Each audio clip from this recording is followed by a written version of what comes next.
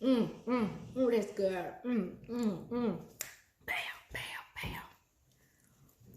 I'm never gonna show this video to anyone, but this is bomb, ba bum, bum, bum. This crust is like so on point. Oh my gosh. I gotta try it with this like yogurt sauce.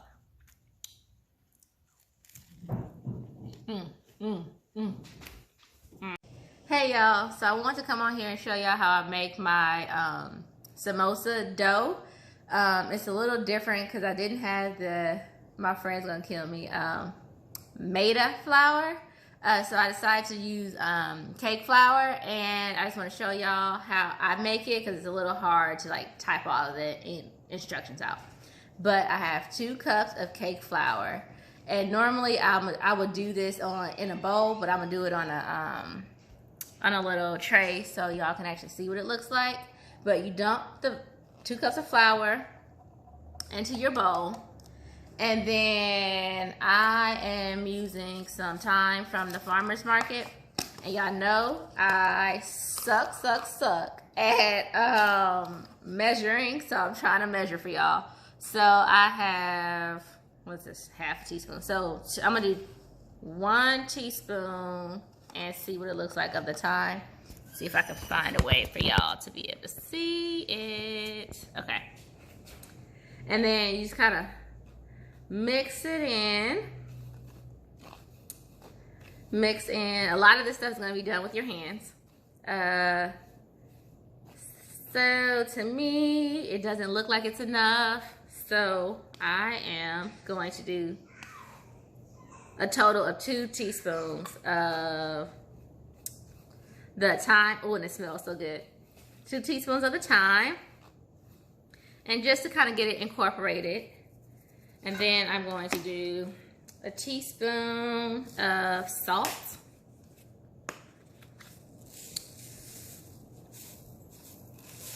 One. So y'all, I don't use measuring stuff, so don't judge me if a lot of this stuff looks like, girl, you didn't fill that thing up all the way. We're close enough. But a teaspoon of salt. And then we're gonna mix that in a little bit. Okay, so once it's all incorporated, we're gonna go ahead and add our oil. So I am going to do, I have avocado oil here, but I think you can use like olive oil or like sunflower oil, peanut oil. I'm going to do 3 tablespoons of oil. And what you want to do is make sure that you kind of just mix it in again, all with your hands. Get the flour kind of incorporated with the oil and kind of crumble it, because you want your flour to have like a crumbly kind of breadcrumb texture. And I'll show you a little tip to kind of help you know if it's ready or not. But let's go ahead and mix. Also fun for a lot of the kids to do, but I probably wouldn't let my kids do this if we were cooking for other people, just because kids aren't always the best with like not licking their fingers and stuff. So yeah, here. And you just want to get all of the oil incorporated. And I decided to make this samosa.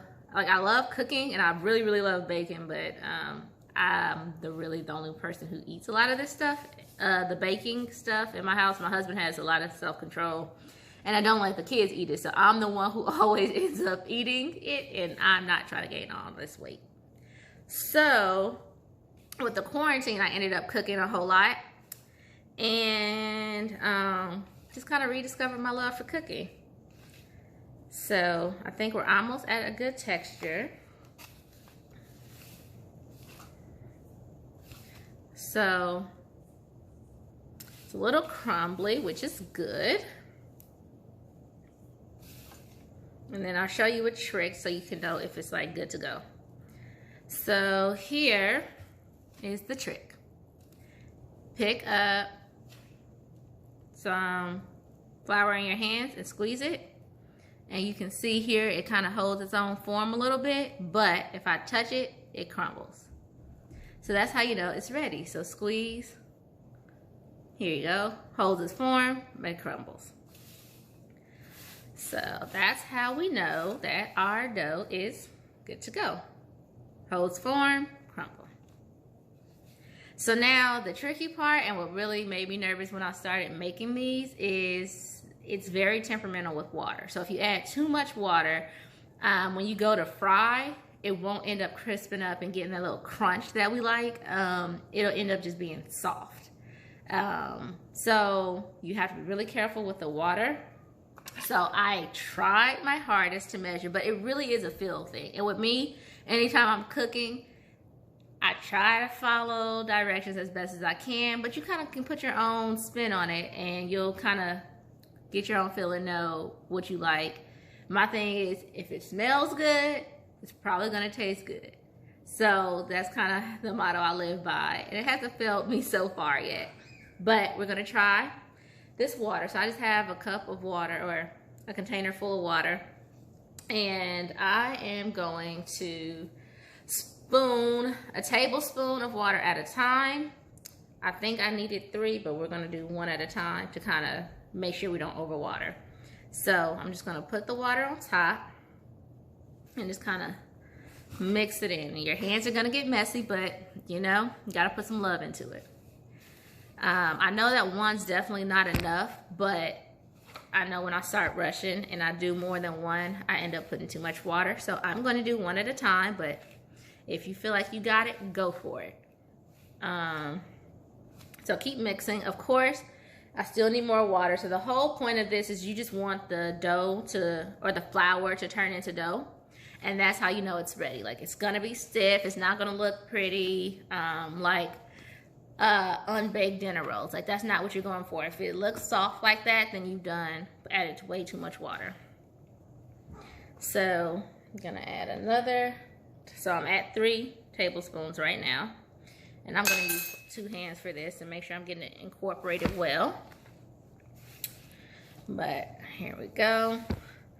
Mix, and you just kind of get the stuff off your fingers, off your hands right now.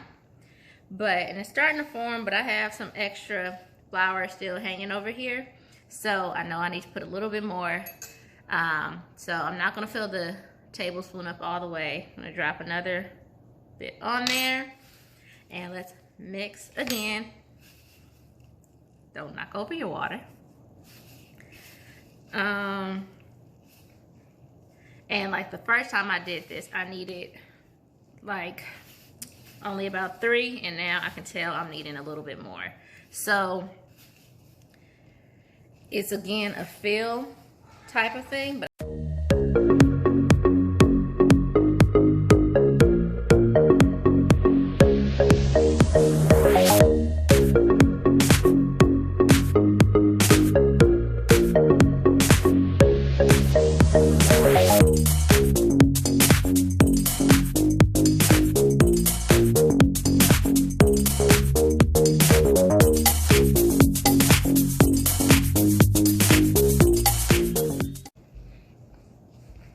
okay, so we're finally there.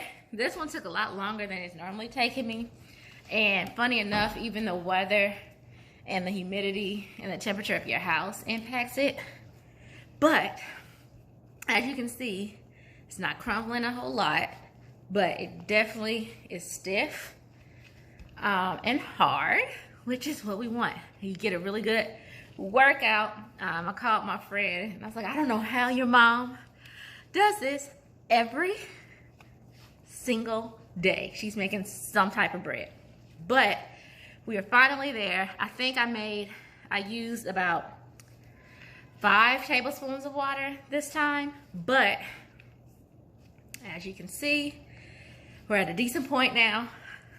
I'm hot and tired, but I got my workout in for my arms today.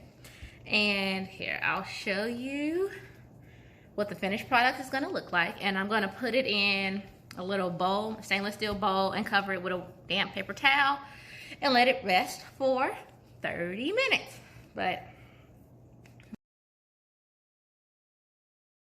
So I don't have a lot of time because I think Yamaya just woke up. So I'm gonna try to hurry up and show y'all how I made these. But yeah, shouldn't be sticky at all. Should not be sticking to your hands. I have no flour, nothing on my hands, nothing on the counter, nothing on the rolling pin. So your dough really should be like stiff and not like biscuit like dough. So I am gonna put you guys down here so that you can kind of see how I roll it. You want to roll it into like an oval. So kind of press down and roll, and it will look a little flaky and a little crumbly. Like it's not gonna look like perfect and nice, but that's how you know you're gonna have a really good crust. So roll, roll, roll. And like y'all know, I'm not good with measurements. And geometry wasn't my strongest suit. And I was telling people, oh, this needs to be an inch thick. And they're like, Rashida, the inch is like your thumb. And I said, oh, okay, never mind. So I'm just gonna show you guys how thin I think it should be. And then y'all tell me how thick it is. But you want to roll, roll, roll. It's not going to be perfect, but you want to try to get it out to an oval a little bit. And again, this is definitely going to work you out some, but that's cool. And then you'll see it's not sticking either. So again, if you need flour, that means if you need flour down here, that means that your dough was definitely too wet. Boy, get out of my camera. Can I get a spoon, please? Thank you. Here you go. So it should be like about this thin. And you see all my little thyme in here? Like that added so much good stuff to like my dough when I fried it. But like,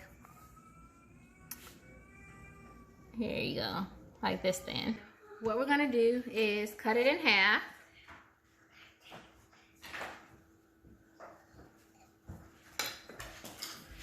Like this, right here. And what you're gonna do is wet your fingertips and rub it along the cut edge. Only do the cut edge because this is gonna make it really sticky. And then we're gonna fold it into each other to kind of create like a cone, like a snow cone. So you kind of fold it over each other and then pinch the bottom and like kind of use your fingers to press. And then you'll see that now we have a cone that's like together. This isn't the prettiest I've done, but I want to make sure y'all get to see it. And then this is my mixture. I'll share like the recipe for how I made the mixture, but you want to stuff it in here. Don't stuff it all the way to the top because we're going to use the pieces at the top to pinch it closed. But go around, wet. Again, wet the top, just like glue. Wet, wet, wet. And then you're going to pinch closed the samosa. Just pinch it closed. And go through and see if you have any like open spots, but you shouldn't have any open spots. If you do, you can take a little bit of water, because again, it's like glue, and kind of like pinch it together. Some extra dough, I don't really want that on there. And then flip it up. And like there you go.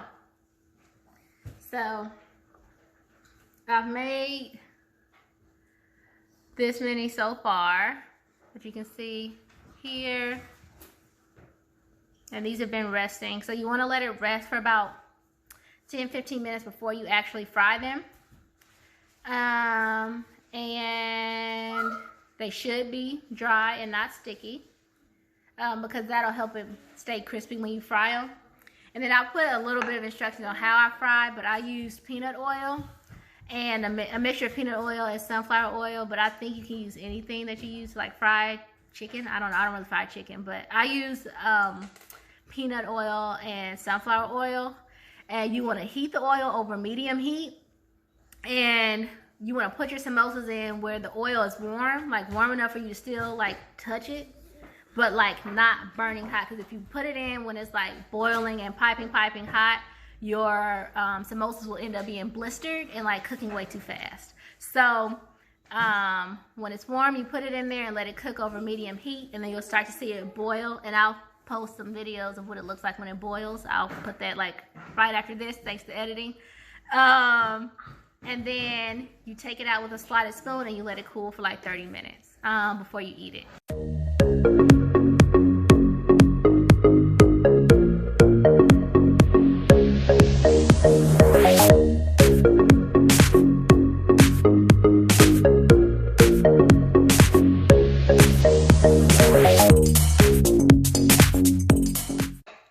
Once you guys kind of see the inside, you can see it's still kind of hot, but that's a little samosa.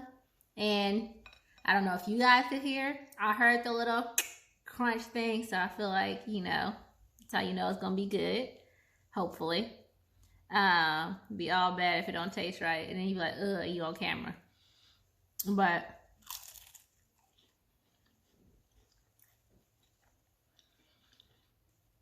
yeah. And you see how it's flaky and like kind of crumbly a little bit?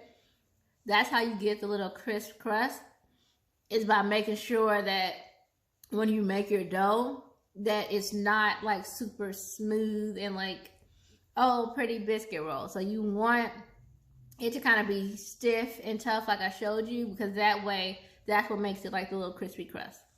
But I hope y'all liked watching the video. If y'all liked them, I'll do some more showing how I make some of my other, some of the things I've shown on Instagram, or some things I just love cooking, because I like cooking a lot, and I really love baking. But yeah, just let me know what y'all thought, and let me know if y'all try out the samosas, and let me know how they come out. But see y'all later.